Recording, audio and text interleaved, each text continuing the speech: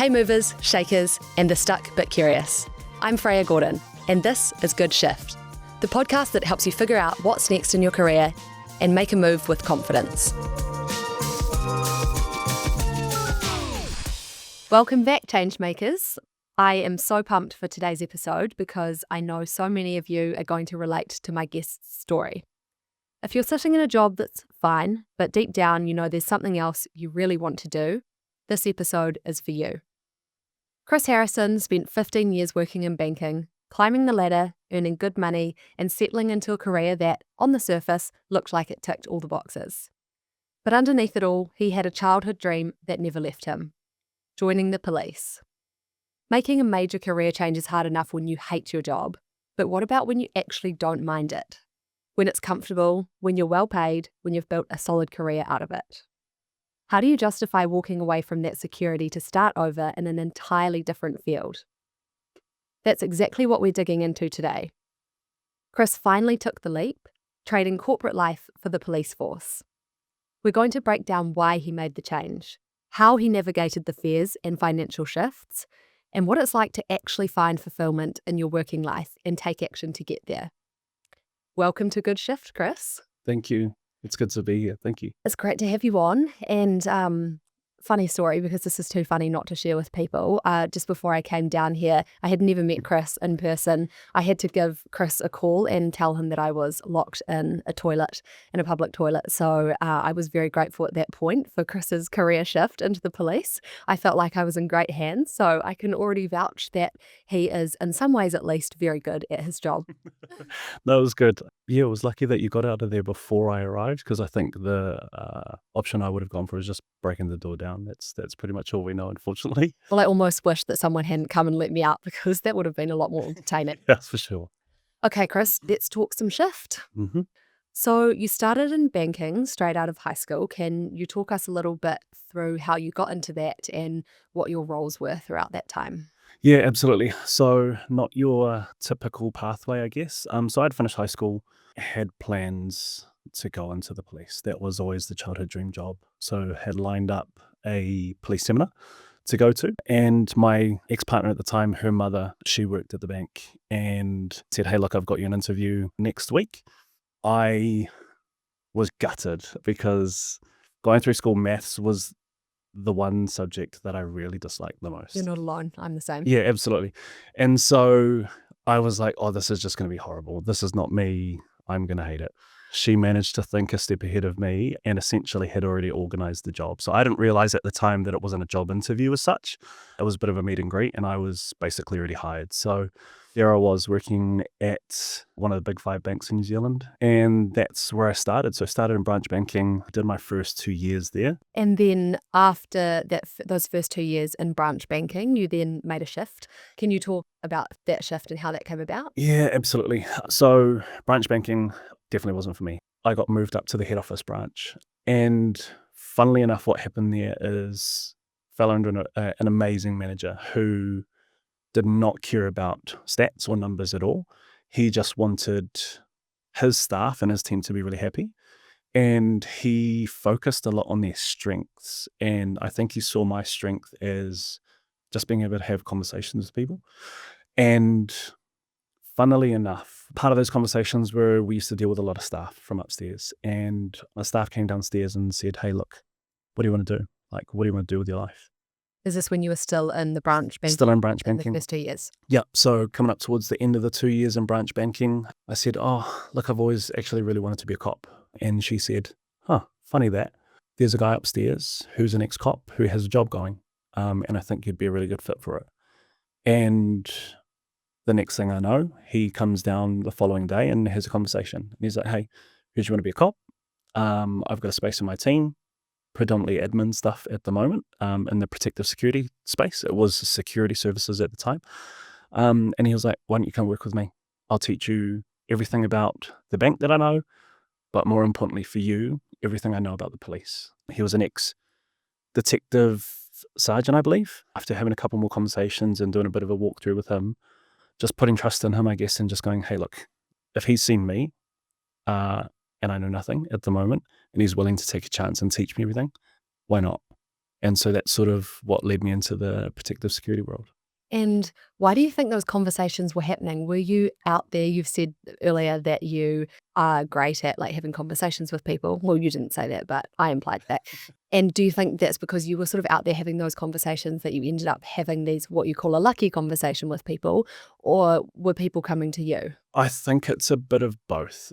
I think, funnily enough, in a lot of areas of life, I think the less pressure you put on those things or the less focus you put on them tends to lead into them naturally happening, organically happening. It's like the old saying, don't look too hard for love or whatever it might be. Just the moment you stop, funnily enough, is the moment you find somebody that you really enjoy, really like talking to, and then that relationship happens naturally. I think it's the same with work and so many other things, is the moment you stop putting so much pressure on yourself, those things naturally happen. You get to be more natural.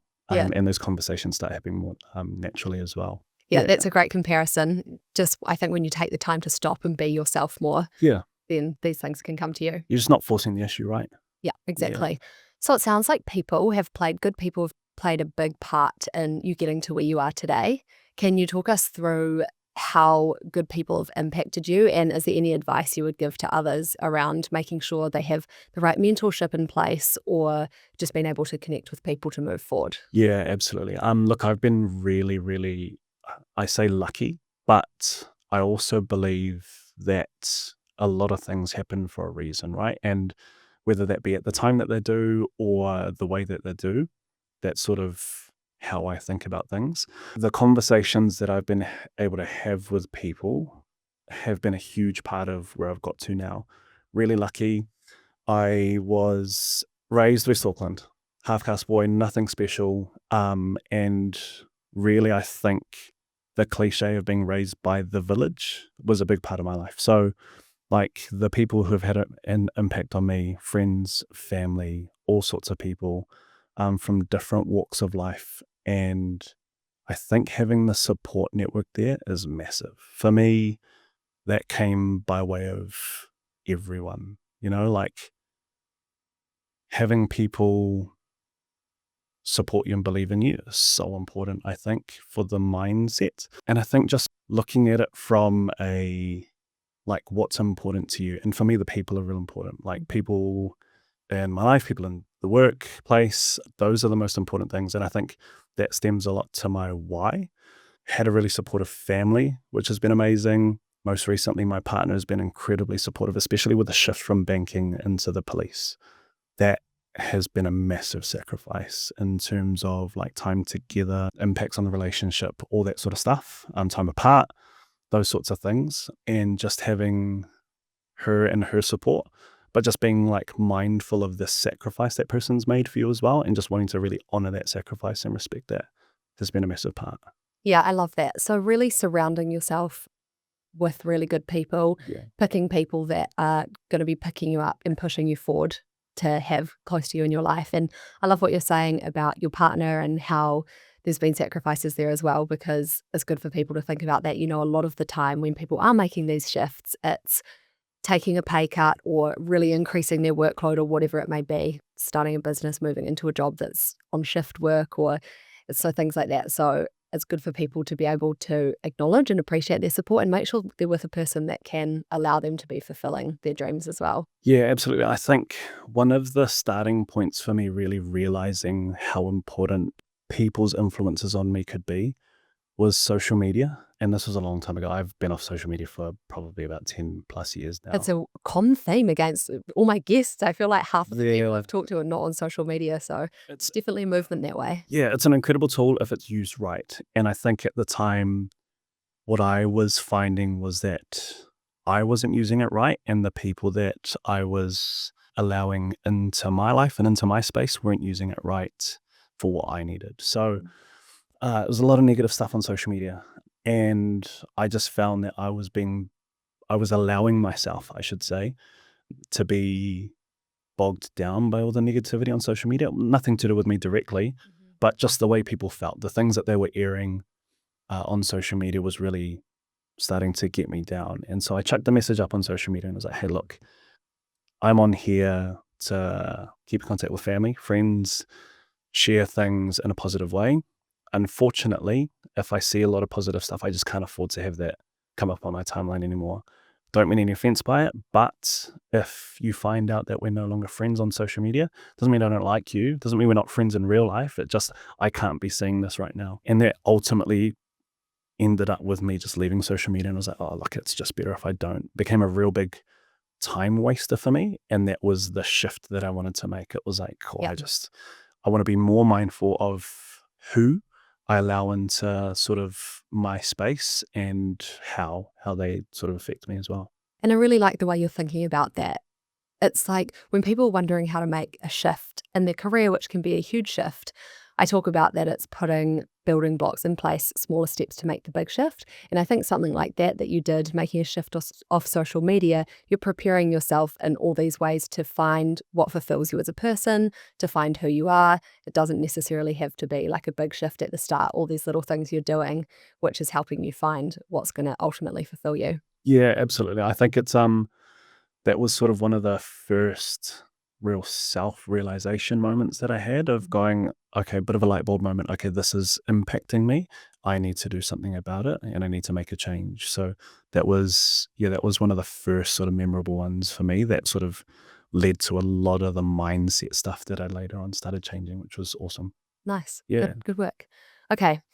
You mentioned that it's always been your dream to be part of the police. Can you tell us a bit about that? And you then ended up in banking for 15 years, is that correct? Yeah. So why did it take you so long to ultimately make this shift? Yeah. So I'm, I guess, part of that cliche story of, that was always the childhood dream job. Ultimately, I wanted to be a cop. I knew that from a young age. Mum, as all good mums do, had a very different plan for me. She wanted me to study well, become a pilot because it paid really well and it was a great job. I wanted to do that for a little while through school because, I wanted to make my mum happy. And then I sucked at school. School and the school system probably wasn't for me. I just didn't learn best that way. And so I went for, I guess, my entire high school sort of period, coming out of high school with nothing, not even like NCA level 1 or anything. And that's just because I didn't learn that way and I just didn't fit. Mm. And so I think deep down inside, I always wanted to do the police thing. I just didn't know when. And like I said, last year of high school, I'd sort of lined up the police seminar. I ended up going to the police seminar and having... And is that the initial thing you do before you go to police college? It was then. So you'd go to a police seminar, you'd sort of hear from a couple cops there. They'd get to tell you what the job was like and just a bit of an intro, just to make sure it's really what you wanted to do. And I remember having a conversation, which I think was probably one of the best conversations for me at the time. Again, lucky conversation, right time, right place sort of thing. And he said to me, he looked across and he goes, like, you're 18 years old. Why don't you just go live life for a little bit, go have some fun, do everything that you want to do, and then come back and join the job. Job's not going anywhere. Just go and sort of do you. And at the time I took it as a little bit of almost rejection, I think, but I sort of understood what he meant. It was, why don't I go and just, I guess, at the time I was a little bit lost. So I was like, well, do I go study? That's what all my mates are doing. Do I just continue working because I really enjoy that? What do I do? So I gave myself sort of 2 years and then I ended up falling into the bank. I think 15 years at the bank was never the plan. Again, even after I got the job at the bank, I was like, yep, cool, I'm going to be here 6 months just to please the ex-mother-in-law. And then I'm going to be out of here. Then I'm going to go do the police thing. Well, she would have been right pleased, but it ended up being 15 Well, years. yeah, 100%. We've still got a really good relationship. And, even towards the end of my career, she was like, see, look, you have me to thank for this. And I was like, I do technically. So I appreciate it. Yeah, was this feeling scratching away at you that you were wanting to get out to get into the police force, or was it really quite far in the back of your mind? It was at the start. So the first 2 years, definitely, it's all I wanted to do. Then I met Mark, who was that amazing ex-cop, took me under his wing, and it was still there then. But did that feel like you were getting one step closer, so it probably sat okay with you? Yeah, absolutely. He said to me he was going to teach me everything that he knew, which was amazing. He was an absolute legend at the bank in the time. And so I was like, who better as a mentor? And soon after that, I started to earn slightly better money. being in the upstairs sort of back of house area of banking, as you do. And the dream of the police quickly disappeared, funnily enough.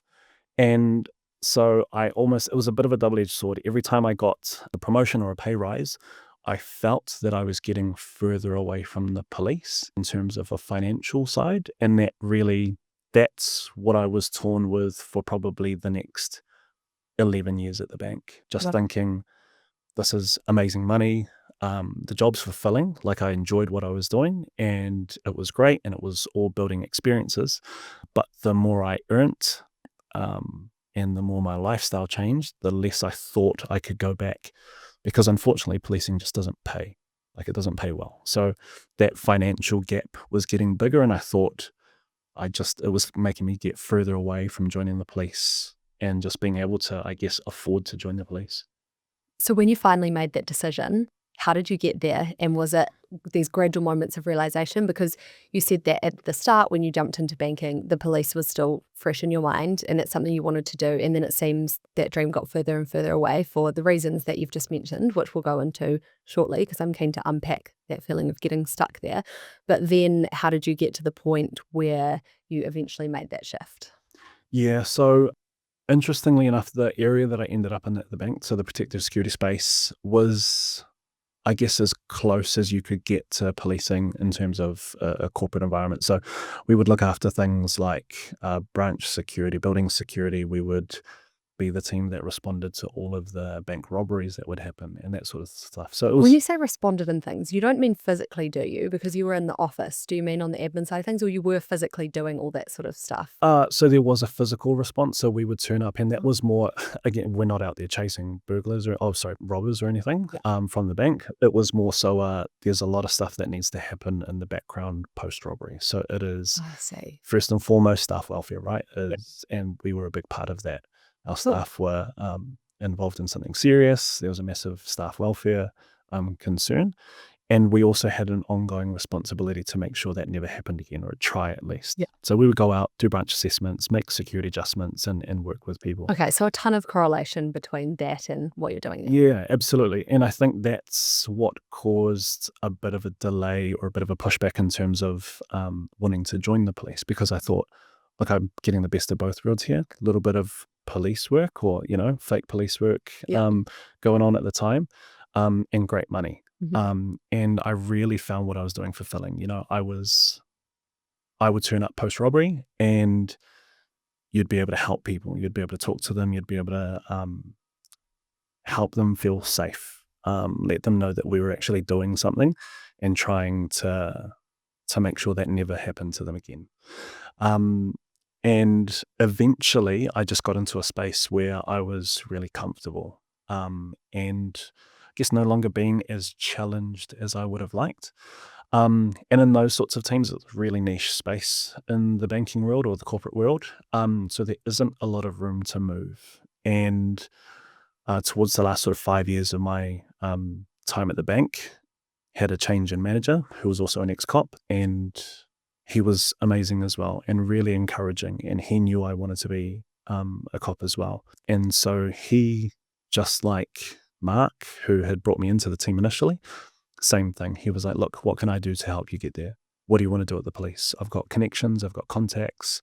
Who do you need to meet? What do you need to do? And once you get that support, Yeah. it sort of starts to make that more realistic in Mhm. terms of, actually, this could happen. And I had to really be honest with myself and reflect. And I remember doing so. And I think the biggest turning point for me was reflecting about later on in life and going, what is my life with children? What will a family look like? I don't want to get to a point later on in life where I'm having a chat to my kids and I'm trying to convince them to follow their dreams and their passions. And then they turn around and ask me, okay, so was banking your passion? And no, I wanted to be a cop and I never did it. So I just didn't want to be that hypocrite. So I thought, you know what, while I'm young enough, make the jump and go do it, follow the passion, see what it's like. I've got time to come back if it doesn't work or whatever it may be. So yeah. And you're talking about sort of finding that moment of clarity, thinking you don't want to be a hypocrite going forward, that you never fulfilled your dreams. Are there any other moments of clarity that came about at that time? And also, how did you get to those? Did you sit down and you just like took time to like let your head think, or how did you Yeah. do that? Yeah, I had a bit of a mindset shift. And funnily enough, not around the career or the workspace. I think a big turning moment for me was a relationship that didn't work out. It was a long-term relationship together, 5 years-ish. And I came away from that relationship really hurt. And I was thinking, man, that was a waste of 5 years of my life. And I carried that on for a little bit. And it was a bit of a reflection moment going, hey, look, I need to respect myself in terms of give myself time apart. So I said, promise myself I'm going to be single for the next 6 months. I'm not going to get into a relationship or anything. I'm just going to work on myself. And during that time, the mindset change happened. And it was looking back and it was like, you know what, actually, the last 5 years wasn't a waste. It's really important. Like, I think the words we use have so much power, and that sort of starts the mindset. So it wasn't a waste. That was 5 years of learning and lessons moving forward. And then at the end of that 6 months, decided to get back into the sort of dating scene, or I ended up being single, I think, for like a year or so. But I took the learnings from that last relationship and go, cool, this is my baseline. We need to meet this as a like partnership.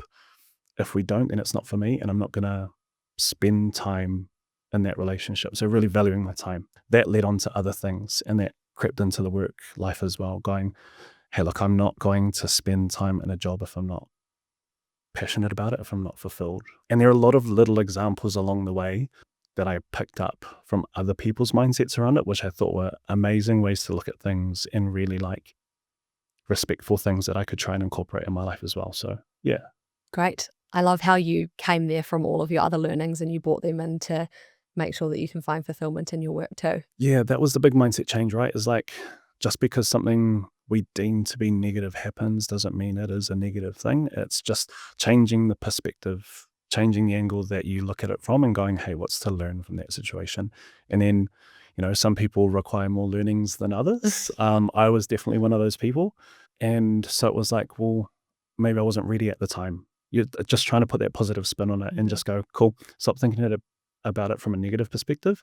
Why was I dumb? Why did I do this? It's like, I wasn't ready at the time, or I wasn't ready to see that or learn that. I've now learned that, and now this is the learning opportunity that I can sort of work on going forward. Yeah, reframing. Yeah, absolutely. I'm on board with that. Yeah.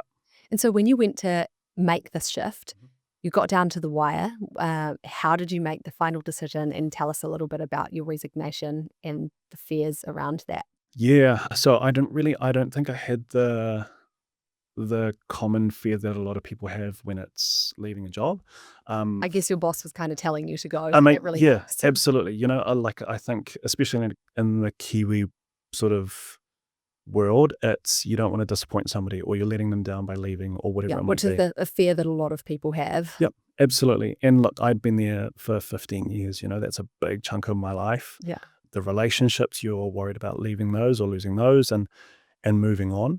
But when you've got that support, again, which is probably the most important thing, it makes everything so much easier. So my boss, even before I left the bank, had taken me up to, the old police station at the time, and had introduced me to people in the teams that I wanted to be a part of in the future. And so he was making those connections, and I felt really supported in that. So I made the conversation with him so much easier, going, hey, look, boss, it's time to leave. And he was so supportive. But in terms of that, I think it was about 2 months before COVID had happened, where I finally started to just do stuff. Like, procrastination is a big thing for me, unfortunately. And so I was like, you know what, just do it. So I opened my police profile and chucked my application in. The process itself took ages. So it was another sort of 2 years after that before I actually sort of started the pre-employment stuff. So what did you do in that 2 year gap between the banking and a lot of running around, unfortunately. A lot of medical tests. all for pre-police? Yeah. So a lot of that stuff, but it's just the process is quite long, unfortunately. Yeah, I didn't realize that. Or it is sometimes. So my process was not too bad as a 2 year process. Some people go through in a couple months. Other people in other areas are I was at college with somebody whose process took, I think it was 7 years. My gosh. Yeah. So And how were you earning money in that time? well, so I had, again, because I had the support of my boss, I had there was crossover there. So I had applied before I had I left see. the bank, knowing that it was going to take some time. Okay. From the moment that I was accepted to college, that's when I chucked my resignation in, and my boss was happy to accept, the minimum for that. So I think that's really important for people to know, if there's anyone out there listening who's considering going into the police, that there does need to be some pre-planning around this. It's not, let's go quit the job and then let's apply for the police. Yeah, in some ways, I am a very logical and planned out person. What frightens me the most is not having a job. Yeah. Like I think a lot of people are in that position. It's a lot of time without money. In saying that, some people aren't. So my partner now, who is working as a teacher, something that I really inspired me about her is she valued her own happiness more than money, right? And she knew that she had built up a bit of a nest egg so she could go without a job. But there was a period of our relationship where, she would start a job, it didn't fulfill her, and she would leave. And it was like, I respected that and I really admired that, because I was like, that is so courageous. That would frighten the hell out of me. I could not do that. Yeah. But it's interesting. And I was, trying to do the best that I could to support her and go, it doesn't matter about the money. If you're not happy and that's what's the most important to you, don't do it. Like, ultimately, that's a sacrifice. It's not. And that comes back to the partnerships thing that we were talking about, right? Having someone that's supporting you, that's on the same page as you, and allowing you to actually follow your dreams, to Absolutely. try and find fulfillment in your working life. Absolutely. So when you made this change, there would have been probably fears about the pay cut that you talked about before. You had built up a status, you'd built up an identity, and you had these accomplishments. How did you rationalize that you were leaving those behind to start, I guess, completely from scratch?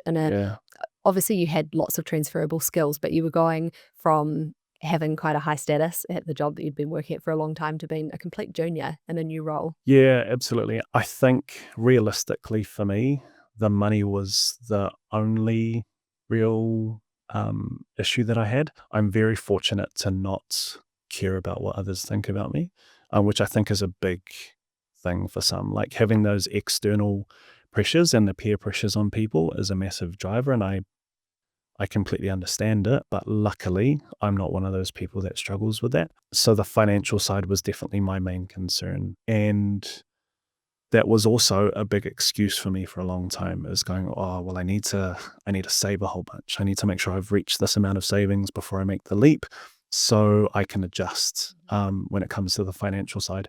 And I did do that. But again, I probably over prepared in that space, more so from a procrastination sort of perspective. Like, I was stalling, and I wasn't sort of respecting myself or my time enough until I actually made the leap. And what I found out, and again, another learning for me, is I didn't need all that money. Like, ultimately, I've been able to survive off the money that I've got now. You make adjustments, you make the shifts in life, and you make it work because you are happy and you care about it. It's a bit of a sacrifice, but it's, there's a lot of other people out there living off a lot less than I am, and they're making it work. So what's my excuse, Yeah. It's sort of like a seesaw, I guess, and you've got one thing on either end, and it just depends what is really a priority to you as to what end's going up and down. And obviously for you, and I think people listening, which is why people are tuning into this, they're wanting to find fulfillment in their working life. So that does often come with sacrifice. It's not always. And there's lots of different ways to do it. But as we will go into soon, which we were talking about at the start, you really have found that. And I think that's so epic. Yeah, I've been really fortunate. Again, timing in my life has been amazing. I've got no children, no real dependents, no massive debt or anything. So I'm lucky in that sense, where I've got the flexibility to make those movements. Not everyone has that, unfortunately. If you procrastinated for long enough, you might have had those restraints. Absolutely. And I think, again, the figuring out what your why is the most important. I'd like to think that if I did end up with children and I was still in the bank, that I would still make the move. But who knows, right? Have doubts in my mind. Just because I've made the shift doesn't mean I still doubt in my mind going forward, am I being selfish in some ways by chasing my passion rather than focusing on my future family? That you is know? something that I wanted to dig into. Since you've been in the police force, have you been looking back and thinking, maybe I made a mistake for any other reasons outside of that? And when you have had those feelings about, maybe I've been selfish and it's not what will be the best for my family, how have you dealt with those to keep pushing forward? Yeah, I haven't thought about, joining the police as having any mistakes come from that, sorry. The one thing that I would have done differently, try and frame it differently, one thing I would have done differently is I should have joined a lot sooner. Yeah. I should have made the jump sooner for multiple reasons. I think from a, I guess, fulfillment perspective, I could have been doing this a long time ago. I still think that life experience and everything and all the learnings from the bank have been super valuable, and my time and age have come into that. But I still think, maybe 5 years earlier would have been amazing. Yeah. From a physical perspective, I think just because the job's quite demanding. I mean, I'm 35 years old now, still fit and able to do the job, and You there's look no in great issues there. shape. Thank you. But, I think back and go, what would it have been like if I joined when I was 28 Yeah. or something like that, And Little how do bit you different. process those somewhat regrets almost? Yeah. Again, the power of the words are massive for me. So, I like to think that I don't regret anything.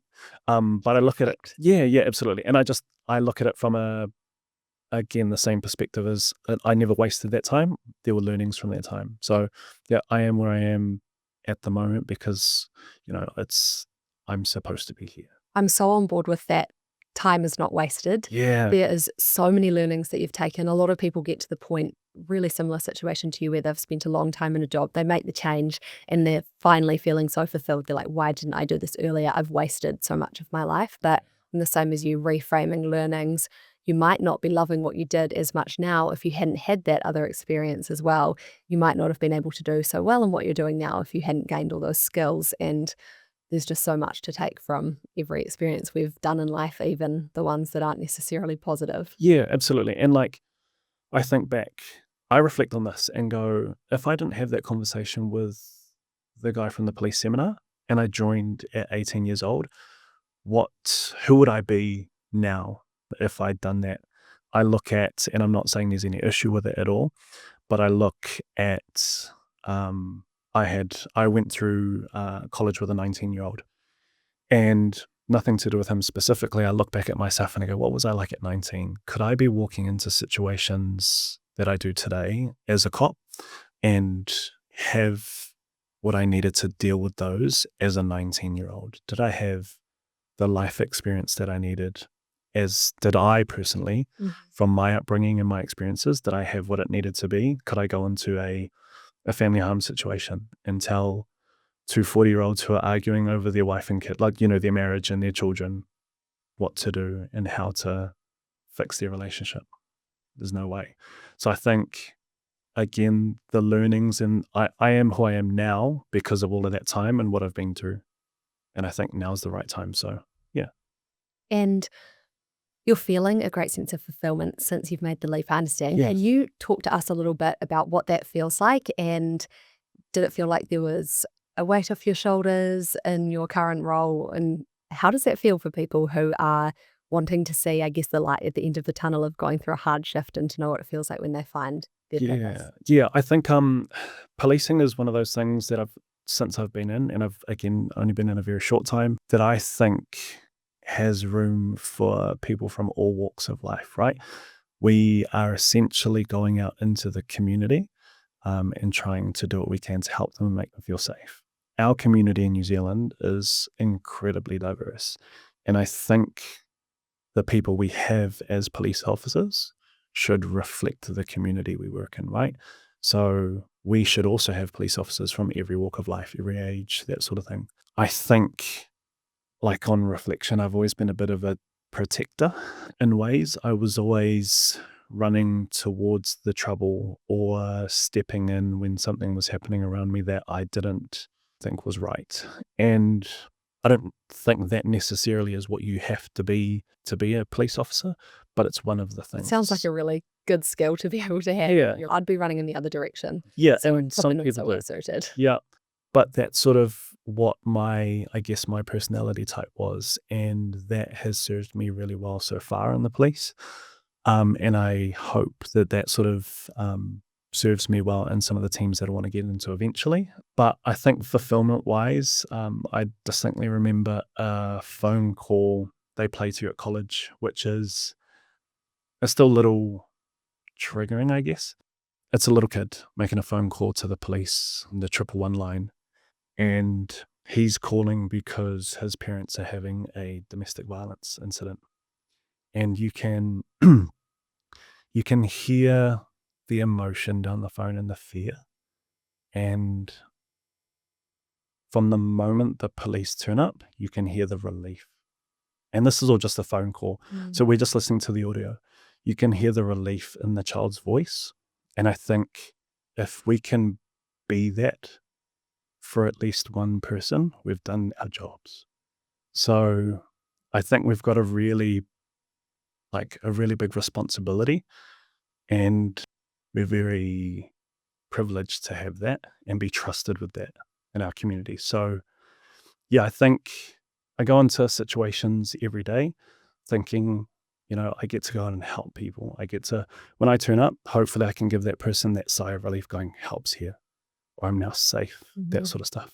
Yeah. And we're so privileged to have people like you and the rest of the police force in our community. Thank you. Yeah. I mean, it's amazing, right, that we know that if anything's going wrong, we have people to call, and we're all so grateful for that. So thank you. It's pretty epic. Yeah, I think the big thing is just remembering that we're people too. Yeah, for sure. We have families, we've got kids, we are somebody's brother, cousin, mum, dad, that sort of thing. And we're doing our best, we're conscious. Good job. Thank you.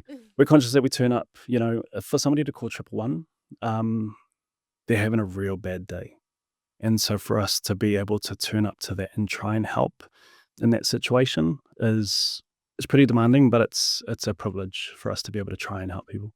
What do you think that one of the biggest challenges or surprising things has been for you since making the shift to join the police? I've been really lucky. I've had an incredible amount of support from family, friends, my partner.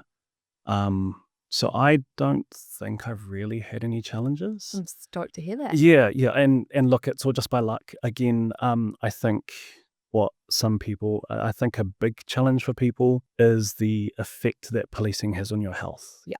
Sleep is a big part. We're shift workers, and the roster's pretty tough on some people for the most part. And all the science that's out today is saying if you don't get a proper rest, the impacts on health, the impacts on your mental health, your cognitive performance, that sort of stuff. Stressful to read when you are not getting much sleep. Yeah, absolutely. I think that's another thing to keep in mind is that, as a shift worker, as a police officer, we go to a lot of stressful stuff. We see a lot of stressful stuff, and that plays a big part on mental health, but also the physical health. You think about it from you're not getting proper sleep because of your sleep patterns. That literally takes years off your life, at the end of life. That has a massive strain on your physical health.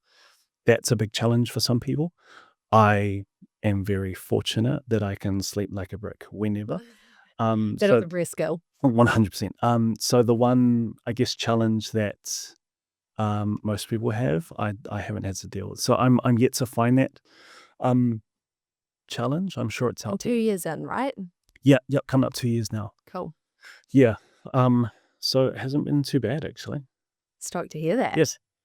What advice do you have for someone who is thinking about making a 180 shift in their career, let's say, from something quite different to something else? Is there anything that really sticks out to you that you would have liked to know for your change? I don't think I think for me, again, for my personal situation, procrastination was the biggest thing, right? And I think that is really good advice, good thing to think about. Yeah. Somebody who helped me change my thinking around that is a Kiwi podcaster who's more than a podcaster, but business owner and stuff. He he runs a finance podcast. But what I find most interesting You're from going to have his to give us podcast, the name. oh, sorry, People are going to want to know. yeah, Keep the Change. Luke Kimi's, I believe. And so he runs this finance podcast. And I think what I get out of it more than the financial sort of education side of things is Luke has a real interesting mindset. And he is one of those guys who's just stopped thinking about it and just do it. Like, just do it. Who cares if you fail? So what? Like, start again, do it again. What's the worst that can happen?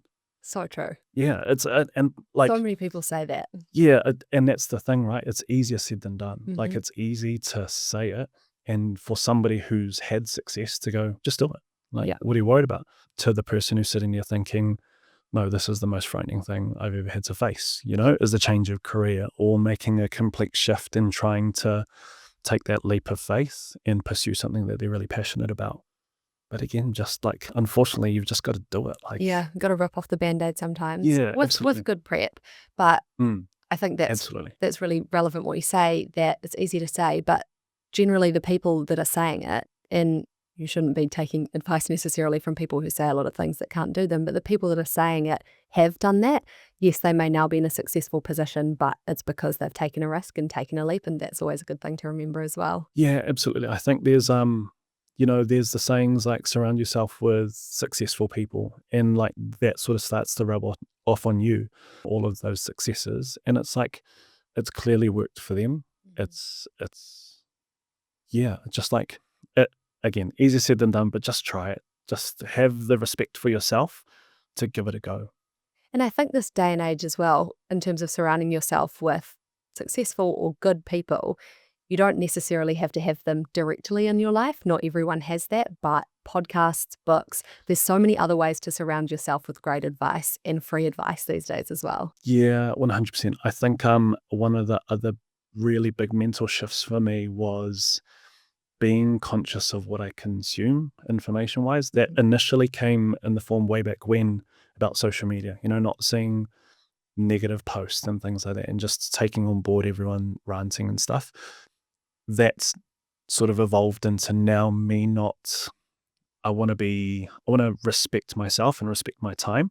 Say, for example, you're sitting there scrolling through your Instagram feed or whatever it might be. I don't know what they're called these days, but whatever it is. Still the same thing. Okay, sweet.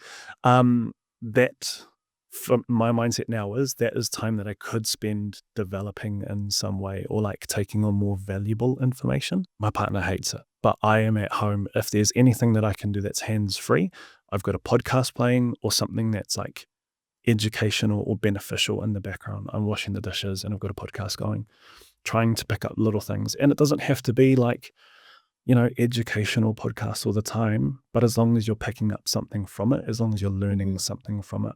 A lot of the podcasts, I listen to a massive range of different podcasts, finance, self-help, all that sort of stuff. But a lot of what I pick up is that person's mindset around certain things and like the little cues there. So I think that's super valuable. And I think one of the things that I've heard you say a lot over this chat is that you've been lucky, but something that I'm really identifying is that you have the right mindset, the right attitude, and you've cultivated that. You haven't just been born with it, which I think is important for people to remember, that you can change your attitude and mindset. And you've done an epic job of that. And so that all leads into these lucky situations that you're talking about. This stuff's not just falling in your lap. You're actually putting yourself in a position that these things are able to come to you and that you're really receptive to them. Yeah, that's true. I do need to be more mindful of that and just, I guess, own the wins. It's not, it's not just a pure luck thing. You get to make your own luck, I guess. Yeah. I mean, there's always right place and right time as well that fits into things. But absolutely. I can see that you have put a lot of work into like working on your mindset and trying to find fulfillment in your life, which I think is so cool for people to hear, because you've been on a journey to get here. You haven't just had it land in your lap. Yeah, for sure. Big thing that I'm also mindful of is an important driver for me, and something that I rely on massively is faith. Mm-hmm. And so like that's a big part of my life. And I think that's a lot to do with the luck that I say it's lucky. But that's a massive part of, the success that I have. So that's, Can you unpack that for me a little bit more? Yeah, absolutely. I just wasn't sure how much to go into it in terms of like conscious that religion and stuff is something that's not often sort of spoke about publicly or is really divisive. You can just give us like a brief overview Oh, of like yeah. how it's helped impact you in a positive way. Yeah, for sure. I think there's ways to look at it. Like I'm a religious person. I'm a Christian person. Am I active in church every week and am I, this holy person? Shit, no. Like I haven't been to church in probably 9 or 10 years. Like I haven't stepped foot in a church other than for like a wedding or something. But that doesn't mean that I don't have faith and like still have a relationship with who I believe in. And I think a lot of that is really important for me. A lot of that is my therapy time as well. Like I pray every day before I go to work, and my prayers look very differently to what most people's prayers would look like, I assume. It's a conversation. I'm sitting in the car, driving to work, having a conversation, and just talking about things, asking to, be guided and protected and those sorts of things. And when I'm struggling, I pray. And my prayers are out loud conversation. I'm sitting in a car, I must look like a mad person. I'm just sitting in a car talking to myself. You just look like you're on the phone. Yeah, true. And I feel like there's something in that. There's something in getting the words out loud that helps you get it out of your system and then start changing the mindset from there. It could be something that you're intimidated about. Chuck it out there. And now that you've got it out, you've cast it out there, you sort of just are able to move on easier. Yeah, I really like that because even if people don't believe in something or have that sort of faith, it really can be done in any way. It can be a self-pep talk. It can be like some form of meditation or talking out loud. But I really like what you said about talking it out loud. Yeah. I often talk about writing things down. It's writing them down, talking it out, just getting it out of your head. Yeah. Because it's so easy for us to cycle round and round in things, and it's easier to get closure once it's out. Absolutely. I think there's spectrums for everything. I'm on the spectrum of overthinkers. Like I'm up there. A lot of us are these days. Yeah, absolutely. And so like for me, just verbalizing it, actually getting it out loud, doesn't matter if anyone can hear it. I'm not having a conversation with anyone else. It's the conversation with myself. But for some reason, there's power in getting it out rather than just letting it sit in your head and those thoughts go into different things. Yeah, and I'm just thinking if someone is thinking about making that shift and it's going around and round in their head, probably a great thing to do would be you can stand in front of the mirror or look out the window if you're intimidated by looking at yourself. If you're not able to have a conversation yet with someone else because the thoughts are still feeling like you want to process them more, say them out loud, write them down, get it out, and then you can start to piece together all the different bits in your mind. Yeah, absolutely. I think a big part of it is like, I believe you get to choose how you feel, right? You get to choose your mood. Obviously, things happen and they start to affect your mood, but you choose to stay there. Something bad happens and you feel shit about it. I think personally, you get to choose whether you stay feeling bad about it or whether you change your mind and you start to become more positive, change your thinking, move on to something else. And I think that's a massive part of when you're talking out loud or when you're writing things down, you get to choose what lens you put on it. And I would encourage you just to, again, easier said than done, but always try and base it from a positive perspective. I think that goes a long way into help changing slowly the mindset. Completely agree. And I mean, if you can do it after the shitty days that you would have in your job, then anyone can do that. Yeah, I think, again, that coming back to the village, lots of friends, family, and loved ones, please talk to people. I think that's a massive thing. I would hope that if I ever had friends out there who were struggling with anything, that I would be a person that they could talk to. So if you are, talk to somebody, write your feelings down, but please talk to somebody. There's great advice. Yeah. Thank you very much. Okay, we're going to move on to the quick fire questions to wrap up. You've said you're a big podcaster, so maybe you'll have a list, but can you drop us your top ones that have been inspirational to you? Yeah, really weird ones. Keep the Change is probably the most recent, and I think that was the one around the time I decided to just do it and chuck my application in. Luke, great mindset around a lot of things. So I would definitely recommend that. Awesome. Yeah. Okay. What's a belief that you used to have that you've completely changed your mind about? Yeah, I think we covered that off. It was I used to think that there was, you could waste time. I don't Yep. think I try and not to think that way anymore. I don't think you've wasted anything. I think you've just got to look at it from a different perspective, and you've accumulated all those learnings. I'm glad we circled back to that. That's an important point. Yeah. So what's next for you? Do you have any big career or personal goals going forward? And do you anticipate that you'll be in the police force for the near future? I hope so. All things going well. Yeah, absolutely. If it's in my control, absolutely. Yeah, my ultimate goal, for a long time, ever since, again, childhood dream job, has always been to be in one of the tactical teams at the police. So, your armed defender squads and that sort of thing. Spoke briefly about my most recent boss at the bank. He was part of a team called the Special Tactics Group, which is that next step up, which would be the ultimate dream, I guess. If I'm able to get there, that would be sort of the goal. How many years away would that sort of job be? Oh, that comes with a lot of experience. I have heard and that. A lot of time training. In terms of the AOS stuff, look, I'd be looking to at least apply for a selection in the next 18 to 24 months. Oh, awesome. But in saying that, trying to stop myself from procrastinating and just getting it done, so Yeah. just do it. Okay. I was going to say any parting words of wisdom that you don't think we've covered, but I think we've covered an awful lot. So Yeah. don't expect you to come up with any. I have none. Hopefully, again, if you're listening to this, you've been able to pick up at least one little thing. Again, from my perspective, this is just me, but I'm just a little old half-caste kid from West Auckland and not really sure I've got much to sort of add out there. I'm not the most inspirational person at all. But hopefully Well, I'd there's be something. differ after listening to this podcast. Thank you. But yeah, if there's anything, just talk to somebody and just give it a go.